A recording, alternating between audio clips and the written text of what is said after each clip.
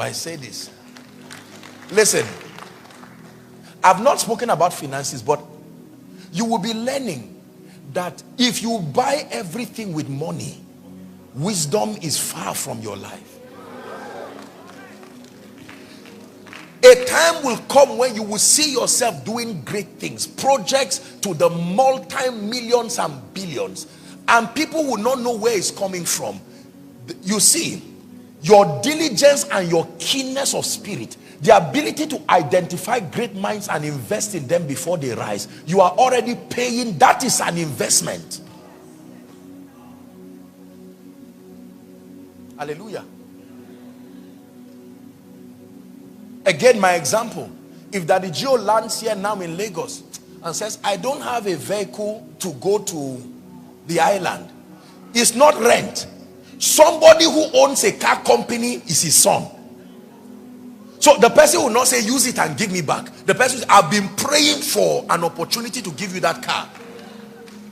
So somebody just has a bulletproof car of 300 million in a moment, and you are wondering, and in your mind you are thinking, he saved, business grew. No, it is not always about transaction, but it is about investment. Most times when we think finances, I'm just trying to manage and delve, at least touch finances before we're over. My time is up. Finance is not always about transaction, but it's about investment. In a few years from now, I believe there are people who will come and meet pastor and say, sir, for every impact conference, all I need to know, just write the budget for me, because you have raised me. It is the prophetic word that came from you. You already have the heart, so God can give you the resources. And someone can walk up and say, pastor, you are doing projects to the billions just like that. When I saw him, I was teasing him at the office. I said, yeah, you are looking never fresh. What is the secret? In the multitude of men, not multitude of ideas, in the multitude of men is a king's honor. Can you spare me 5 minutes to say one or two things about finances? Did you learn anything?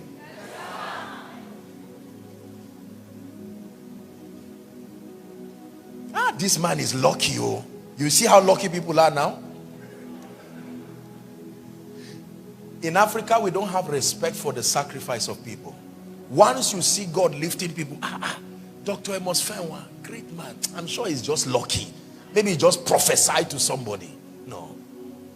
This training is helping us to see that behind everything that works is a central intelligence system. Even though grace comes on it, but nothing works sustainably by luck. Please settle that. If this is the only message you carry here, that nothing works sustainably by luck. This guy, God just gifted the guy or the lady a nice voice. But go and watch what the person did with the nice voice. The trainings and all of that.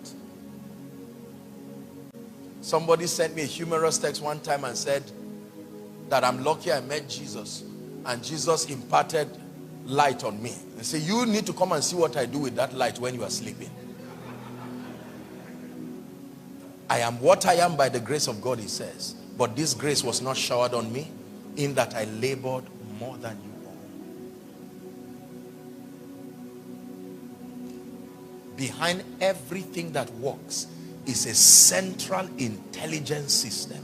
Grace comes on it. Ministry that works. I learned this because I did not have the privilege of learning administration. All the people we had who were mentoring our lives, they were sincere people. But the context of ministry from the environment where I came from did not bring this versatility. And I had to outsource. Let me tell you this. For someone listening, God is saying, kill those excuses now. Don't say my father was not a CEO. There is a CEO somewhere. You can humble yourself. Go and intern there. Refuse to collect salary. Collect what is greater than salary. May I respectfully refer you to my message, Redefining Inheritance. I teach there on 5 things that qualify to be called inheritance. The first is a man's conviction. You have not received anything from a man. if you don't receive his conviction. The conviction of a man is the greatest inheritance you can receive. Money and material things is the least, the fifth of them.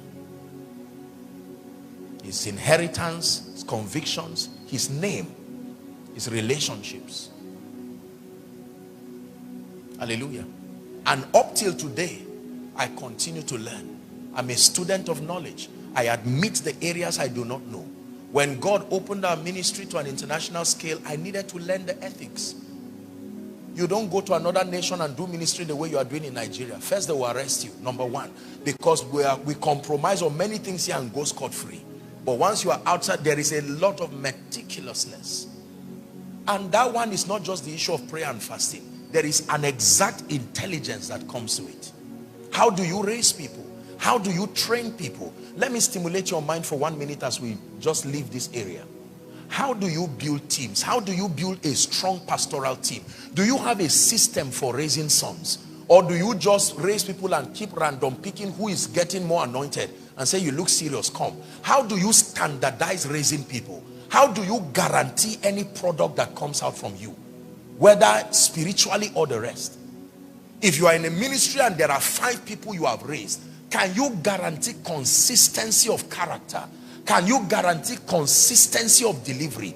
Is there something exact you are teaching them, or you are just hoping they all become, then you claim ownership of their success?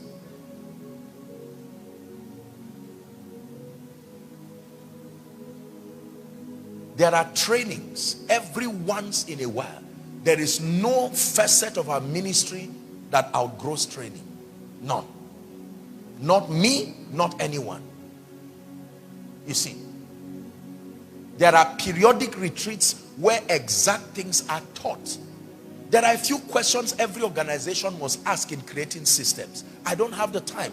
Why do we exist? How do we behave? You must know the modus operandi that governs that ministry. If a pastor comes under this ministry and he's preaching and he's teaching, there are behavioral patterns that are consistent with the vision, so that you do not have everybody just coming to do everything. You see that now? I know there is order in this church. So if I'm preaching and you rise up and you want to prophesy, I will ask you to sit down. It doesn't matter what God is telling you. It's inconsistent with the modus operandi. Are we together now? So there's no chaos. You don't stand up and just shout. No. If I'm preaching and you fold money and throw it to me, I'll ask you to come and pick it and keep it. You can practice somewhere, but there is order. If you want to sow a seed, there is a way to be done. 1 Corinthians 14:40, that all things be done decently and in order. Listen, do not allow time and trends to create the patterns that you run your ministry or you run your organization with. You will get into trouble. What are they now doing? Let's incorporate it. That is dangerous. There are things you can add, but there are foundational values that define who you are. If you lose it in business and in corporate life, we call it your corporate identity. This is what defines you. You don't go to NMPC for treatment from malaria. No.